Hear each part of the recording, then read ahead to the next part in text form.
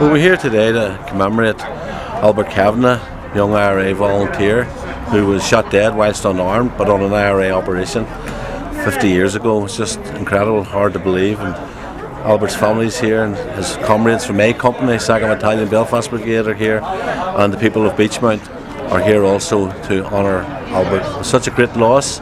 1972 was a horrific year. This area lost many people to assassinations, and also who were lost their lives fighting the British Army and the IUC. Well, I knew Albert from the youth club, St Paul's Youth Club, where we knocked about together from about 1969. He was very handsome. All the girls loved him. We were very jealous of him. He used to have this flick his hair back, and he had a very mischievous smile and a great sense of humour. But it's just incredible thinking back now, the life that he could have led. Well, as well as remembering Albert today, it's also the anniversary of the Gibraltar three people from West Belfast who were killed, again unarmed, in Gibraltar. So there's many memories associated with it on this anniversary, and people here are gathering in the Beechmount area to honour those brave people who laid down their lives for Ireland and for a better future for our children.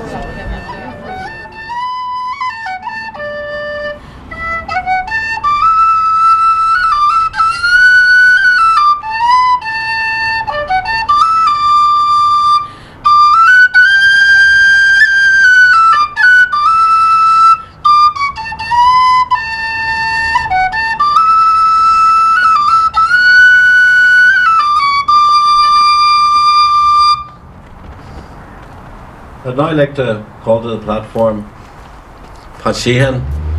Pat is an IRA volunteer. He escaped assassination bid on his life when he was 16 years of age. He served 2 very long terms of imprisonment. He was on the blanket protest, and when the hunger strike ended on the 3rd of October 1981, he was the longest man on hunger strike at that period. So I'd like to introduce you now to my great friend Pat Sheehan.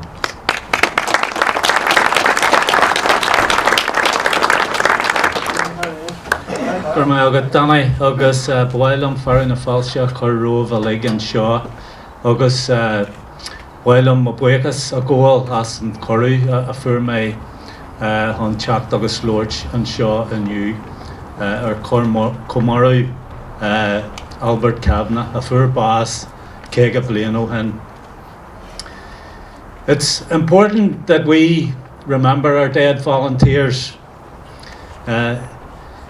Because as long as their names are spoken, they will never be dead. And today we're gathered here to speak loudly and proudly the name of volunteer Albert Kavanagh. It has always been a great source of pride for me to be able to say that I was a volunteer in the Irish Republican Army. And it's a great privilege and an honour, therefore, to be asked to speak at any commemoration for a fellow volunteer who made the ultimate sacrifice in the cause for Irish freedom.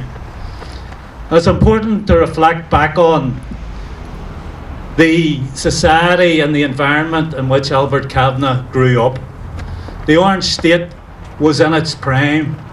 The civil rights campaign had begun, and there was a feeling of change in the air. And that civil rights campaign was battered by the state, and Albert would have been aware of incidents like Burntollet Bridge, like Derry, when civil rights protesters were attacked by loyalists and by the state. And then, of course, the pogroms in 1969, when our areas were attacked and thousands of our people were driven from their homes. And young Patrick Rooney, 9 years of age, shot dead in Divis Flats when the RUC opened fire with heavy machine guns on high-rise residential flats. Geraldo Macaulay, 15-year-old, killed by the B Specials defending the Clonard area from loyalists who came in and burnt Bombay Street. And of course then there was internment in 71 and the Ballymurphy massacre that Danny's already mentioned, and just weeks before his death, Bloody Sunday in Derry. So that's the environment that Albert Kavanagh was growing up in. And no doubt he was politicised by the events that were taking place around him. And like many others, he stepped forward and joined the ranks of the IRA.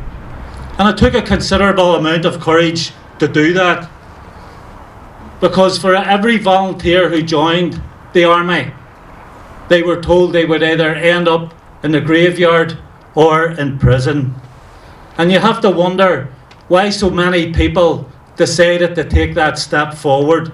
And I think Bobby Sands articulates it best of all in his poem, The Rhythm of Time. There's an inner thing in every man. Do you know this thing, my friend? It lies in the hearts of heroes dead. It screams in tyrants' eyes. It lights the dark of this prison cell. It thunders forth its might. It is the undauntable thought, my friend, the thought that says I'm right. And of course, Bobby was right, and Albert Kavanagh was right, as were all of our patriot dead.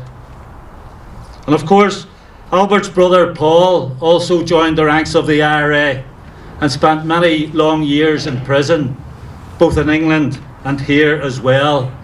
And that placed an enormous burden on his family, who spent years visiting. So the Kavanagh family paid a heavy price for standing up to British oppression in our land. And I had occasion to reflect on the enormity of the sacrifice of our dead volunteers. Last summer, I was up in Milltown at the Republican plot with Martin Macaulay when we were filming a video for a GAA club in New York, who were naming the entrance road into their club the Bobby Sands Way.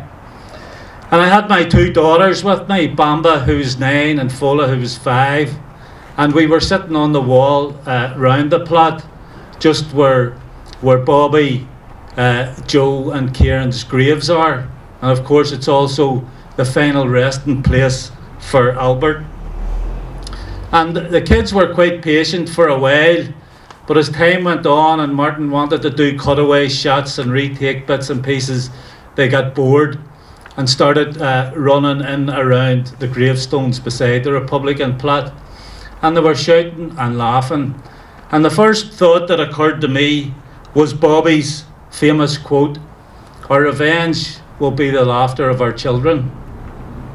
And then it also occurred to me about how lucky and how fortunate I had been to survive the war, and the enormity of the sacrifice that our comrades have made. I had the chance to come out of jail and have a family, and many of our comrades, like Albert, didn't have that chance or have that luxury. Others died without seeing their family growing up. So, thankfully, we no longer need our young people to go out on active service or to spend their youth languishing in prison cells. And this is the first generation of Republicans that have an opportunity to bring about a free and independent United Ireland without resorting to the force of arms.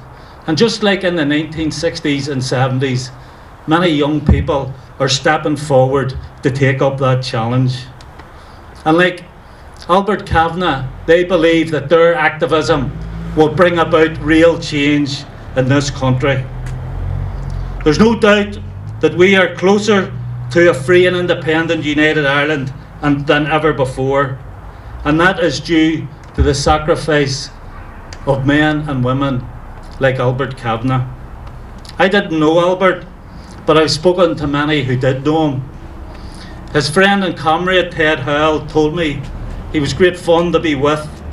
He was an intelligent and considerate person who had a philosophical approach to life that was positive and upbeat, and he took whatever came at him head on. Albert never questioned anything he was asked to do, and he always did it to the best of his ability.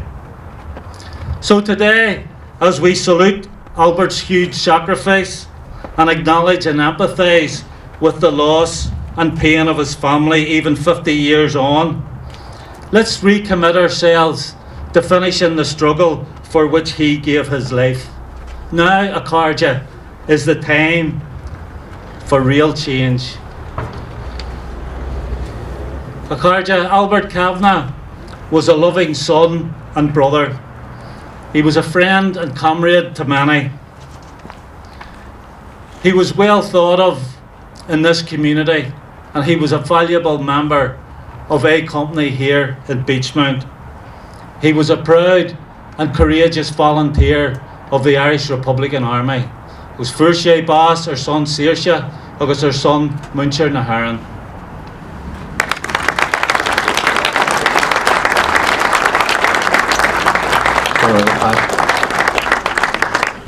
Now I'd like to make a small presentation to the Kavanagh family, if they would step forward please to the centre here.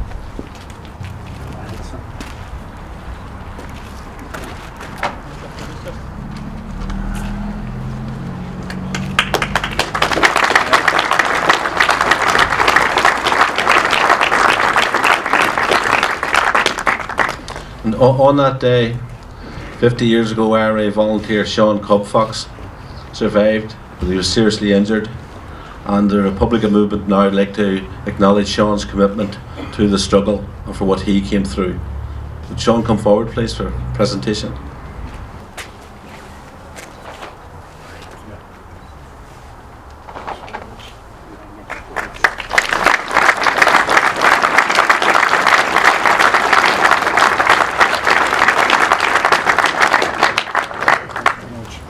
So that finishes with today's proceedings. I'd like to thank you all for coming along. Go on, Óglach.